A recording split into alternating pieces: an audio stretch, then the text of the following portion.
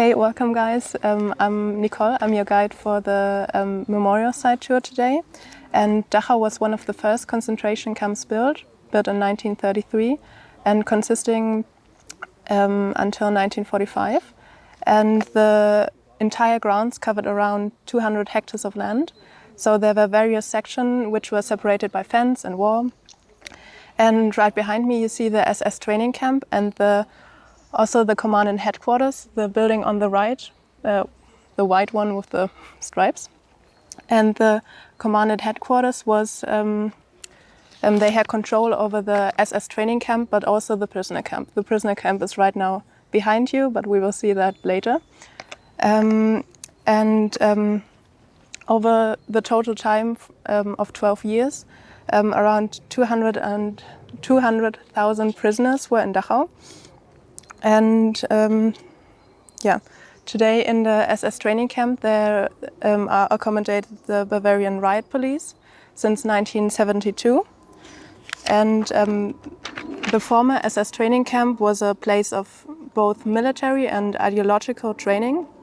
And especially Dachau was a renowned institution among the SS for paving the way to powerful positions in the SS.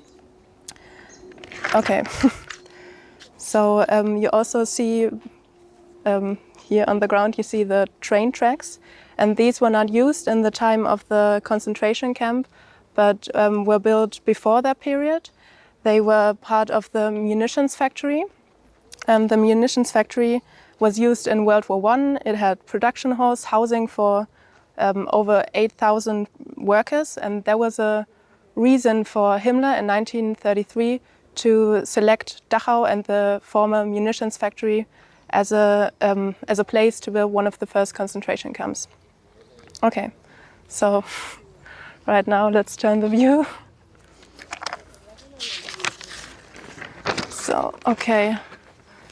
So right in front of you, you see the Jourhaus. Jourhaus is a military term.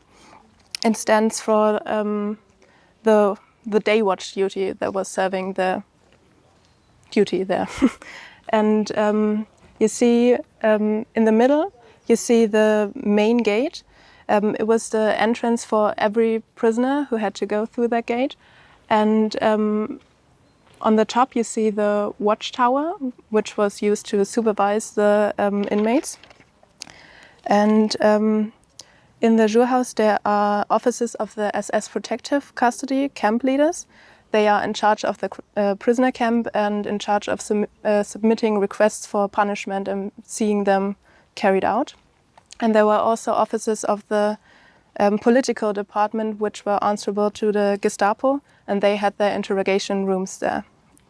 And the Jourhaus was considered, among the prisoners, considered one of the centers of power of the SS and one of the boundaries separating them from the outside.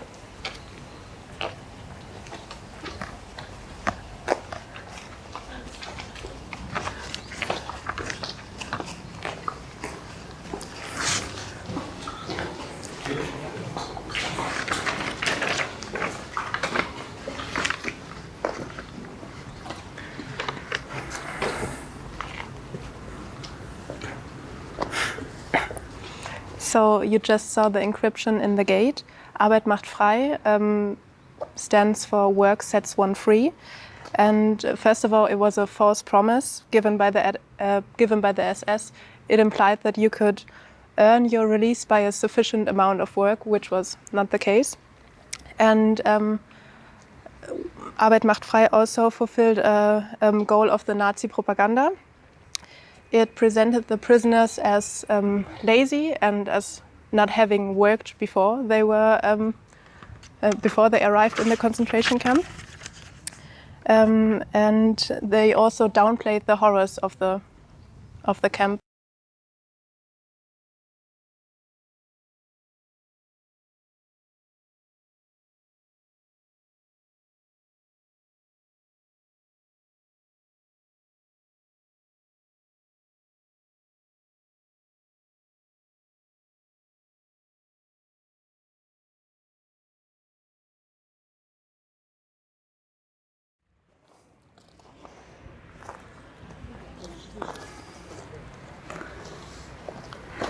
Okay, so now we're standing here on the former roll call square. So here the prisoners had to come every morning and every evening and sometimes even midday to get counted from the SS. And the number of the prisoners always had to be the exact number. Sometimes the prisoners had to stay here and for a very long time. So this procedure is told by prisoners sometimes as a really painful procedure. Genau. Also sometimes punishments were carried out here publicly in front of all the other inmates. Here is also a good place to get an overview over the whole area of the memorial site today.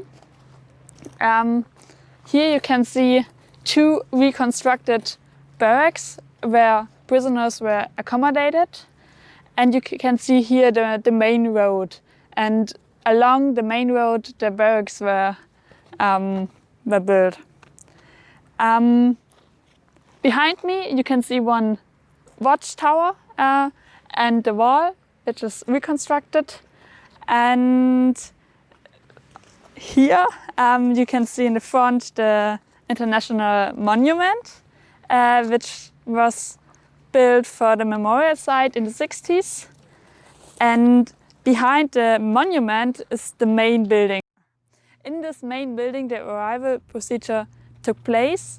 Also there are some functionary rooms, the prisoner bath, and some workshops where the prisoners worked. Okay, so now we're standing in front of the reconstructed barracks, and there are in total 34. The one behind me was an infirmary, and it always varied in how much barracks were counted into it. And on the other side, the reconstructed barrack was a library. And originally, the camp was built to accommodate 6,240 prisoners. But in 1945, when the camp was liberated, there were over 32,000 prisoners living in the barracks. So it was very crowded, and it was very bad hygienic conditions, and there were a lot of sicknesses. Also in the 1942 and between 1942 and 43, there was a quarantine put in because of the typhus spreading. Okay, so now we've walked through the former main road of the camp, and on the side you can see the fundaments where the barracks stood, and now there are today the numbers of the barracks. Here in the back of today's memorial site are some religious buildings which were built in the 60s. The first one was this one, which was built before the memorial site was established. It's the Catholic chapel. Yeah, and they had a big impact on the building of the memorial site. Here on the right is the Protestant church of Reconciliation, and on the left is a Jewish memorial. So now we've just walked from the religious sites to the area of the crematorium, which is now a cemetery. And in the beginning of the concentration camp, the dead were not cremated in Dachau, but in Munich, on a Munich cemetery. But in the summer of 1940, when the death rates spiked because of the Second World War, they wanted to also build crematoriums here. And behind me you see the old crematorium, which was in function from 1940 to 1943. And in total, 11,000 prisoners were cremated here. And they realized in 1941 that the 2 ovens were not enough for the increasing death rates. and they started a new project to build Barrack X, the one you see right here. And on the left side, you see the disinfectionary rooms. And when you enter the green door and walk through it, you come to a room which is disguised, or which is where there is written shower bath. And it could have been used for the killing of people with poisonous gas, Zyklon B. And you see the installations right there. This is where you would have put it in, so it transformed into gas and then suffocated the prisoners. And because of contradicting sources, I can't make a clear statement. But the chamber was not used for mass murder in Dachau. And on the end of the building are 4 ovens, which were used to cremate the bodies. And this site was also used for execution. So in front of the 4 ovens, there were possibilities to hang people, and also here in the middle of the ground was an execution station. And until the liberation of Dachau, at least 41,566 people died in the complex system of Dachau. Not included in that number are the deaths on the transports to Lublin-Majdanek and Bergen-Belsen, 1944. And also unknown is the number of people who were killed by the Gestapo in Dachau. Okay, so now we are behind the main building, in front of the camp prison, the Bunker. And here prisoners were punished, were tortured, and for most of them, this was also one of the main centers of terror in the camp. Also here in the courtyard of the bunker, punishments and executions were carried out. For example, some prisoners of war were killed there. Inside the bunker, inside the prison are 130 cells, varying in size and equipment. Some cells could be completely darkened, some cells could be modified so prisoners had to stand in there. So there were very cruel methods for the SS to torture the prisoners.